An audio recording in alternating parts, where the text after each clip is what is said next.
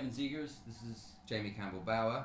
We are here promoting Mortal Instruments City Bones. Comes out August 21st to a theater near you. Do you think a demon infestation would be different in Chicago versus New York? There'd be a lot more pleases and thank yous. That's amazing. Right? And everyone would be wearing a coat most of the time. There'd be suave demons, sharp demons. And the wind would cause a lot of messy hair. That's true. They'd probably be bald demons then. Probably, yeah. That's what people worry about when there are demons all over the place, is how their hair looks. Exactly, yeah. Absolutely, yeah. That's what I'd be worried about. That's what I was worried about most of the movie. Yeah, me too. That's why you wear a hat. Exactly, that's why I'm wearing a hat today.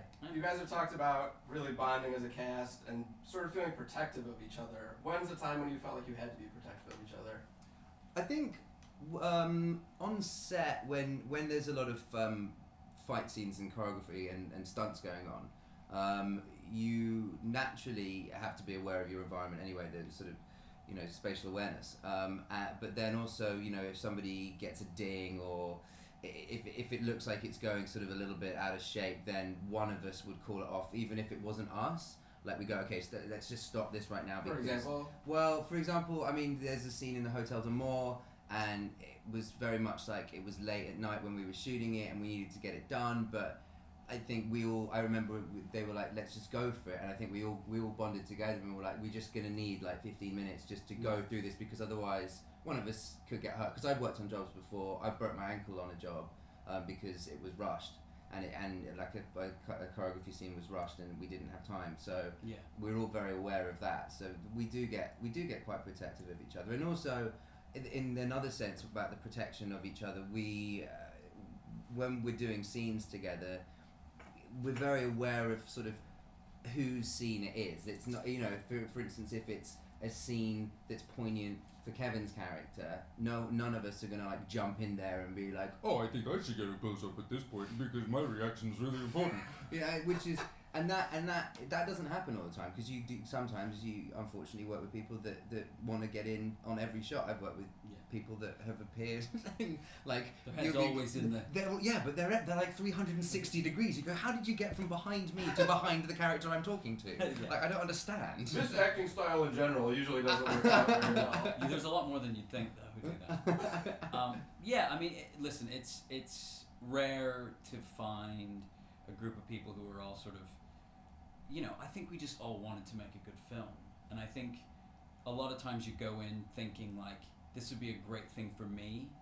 I'm guilty of it myself. Sometimes you go in and you say like, this is a great character piece for me. I like the character, and you sort of go in and that's your sole focus. But I think for all of us, we were sort of aware that in order for this to work in general, the film needs to be good. And so, like he was saying, it's servicing whichever actor the scene is sort of focused on. I remember the scene I shot with Lily. I remember Jamie and Jemima and Robbie. Well, they were on my close-up. We were about to start shooting another film. But they were all standing behind the monitor watching, and it's just sort of this kind of community feeling of like, people rooting for each other's success rather than sort of going like, oh, I could have done that better. Well, Jamie, it seems like you had really intense training, and Kevin and Alec has this violent, ferocious fighting style. What would it be like if you two battled? Be like that scene in Bridget Jones's Diary where they just like slap each other a little bit. Be like that. Probably. It's a real fight. Be like that. Yeah. We'd probably both be wearing hockey helmets, so that's not mess each other's faces up. Well, yeah, there'd be a lot of scratching. Well, who do you mostly body blows? Who would win between Jason and Alec? I mean, I grew up in Canada playing hockey, so I actually was, and because of I was a young actor, so I got picked on an awful lot. So I was forced to fight a lot when I was a kid. I don't know about you, Jamie. I grew up in the English countryside. I know how to shear sheep. That's about it, man. How about between Jason and Alec, who would win? I think it would be an even battle. I think they agree. both got very specific styles. Jace is very wily, very fast, very. It seems unpredictable, but I think it's actually quite. He's very conscious of what he's doing. Whereas Alec is very strong, isn't he? I mean, he's like he's sort of like a Alec sort of does that. He's like why take 10 swings when you can take one and sort of kill the guy? Whereas I think Jace's character, when you see him fight, it's such a beautiful, because he's such a long guy anyway. You sort of see him sort of moving around, and it's this sort of like beautifully choreographed, but he's still sort of wild. But Alec is a much more sort of like, you see him sort of come in and he'll stab someone and it's sort of over quite quickly. So, and I think we based a lot of that on who we are physically.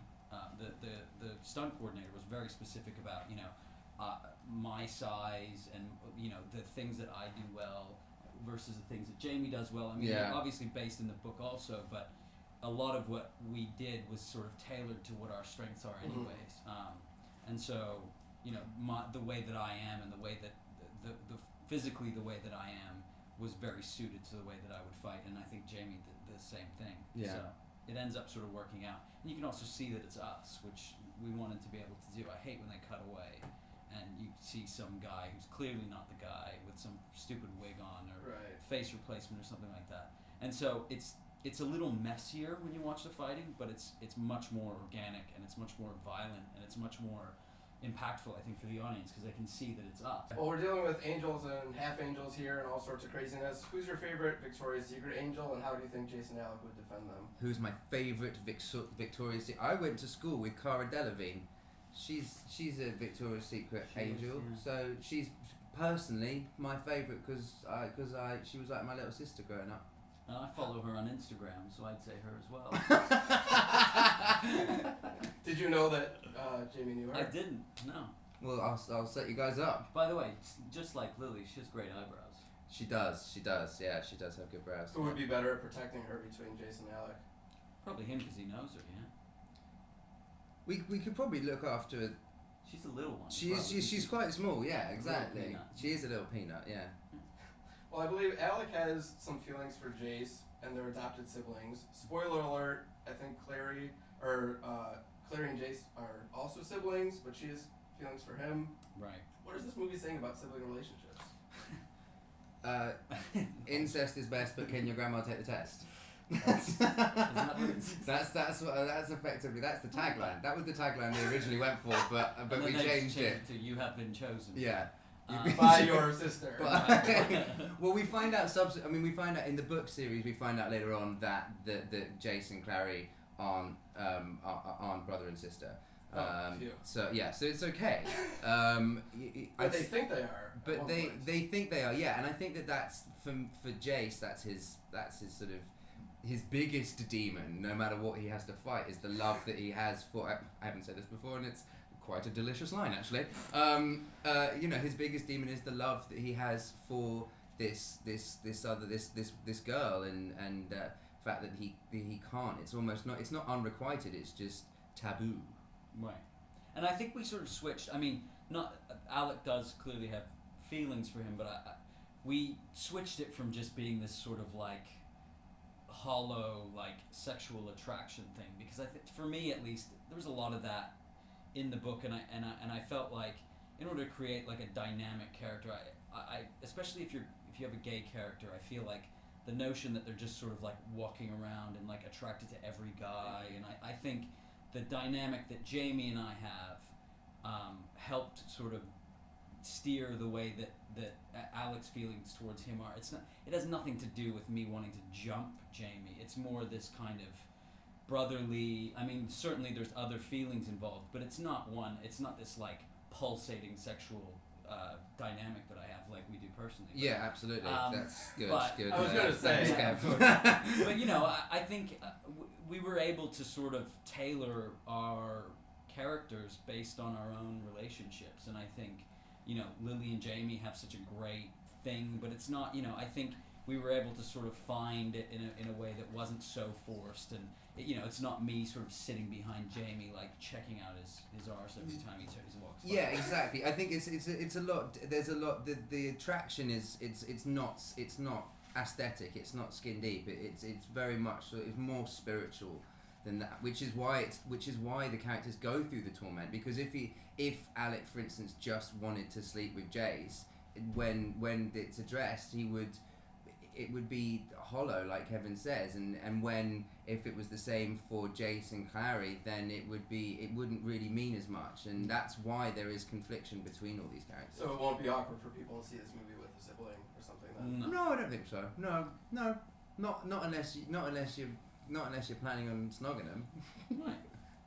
Which would just be awkward. Yeah, which would be weird anyway. Exactly. And it's completely their own business. Exactly. Yeah. You know. Yeah. Exactly. Yeah. Exactly. Whatever you're into, whatever. You know. Whatever. Exactly. As long as you go buy tickets.